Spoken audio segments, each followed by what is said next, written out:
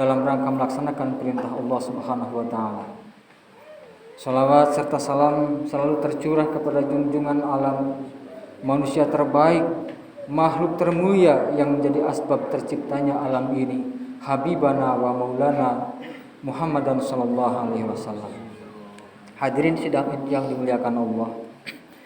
Dalam ayat tadi dikatakan, ya ayyuhalladzina amanu kutiba alaikumusiyam kama kutiba alal ladzina min qablikum la'allakum tattaqun. Wahai orang-orang yang beriman, wahai orang-orang yang mengaku beriman, telah diwajibkan kepada kalian, kepadamu puasa sebagaimana puasa itu diwajibkan kepada umat-umat sebelum kamu. La'allakum tattaqun, agar kamu bertakwa kepada Allah.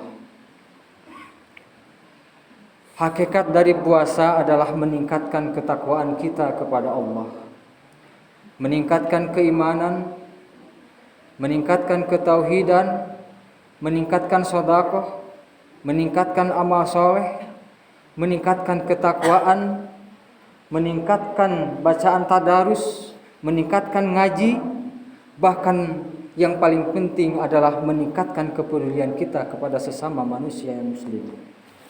Rasulullah sallallahu alaihi wasallam bersabda, "Man lam yahtamma bi amril muslimin falaisa minna.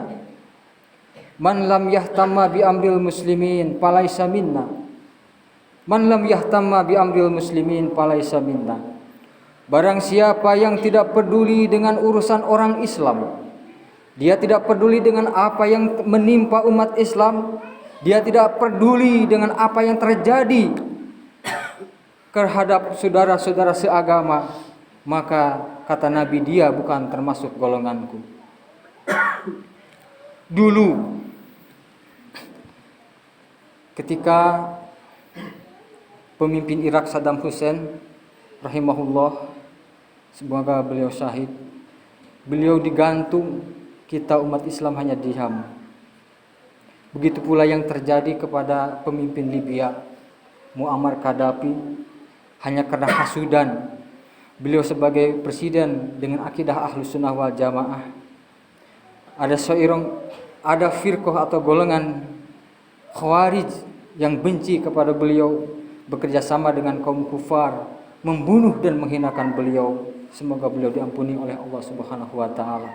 Beliau begitu banyak jasanya kepada umat Islam. Kita juga diam.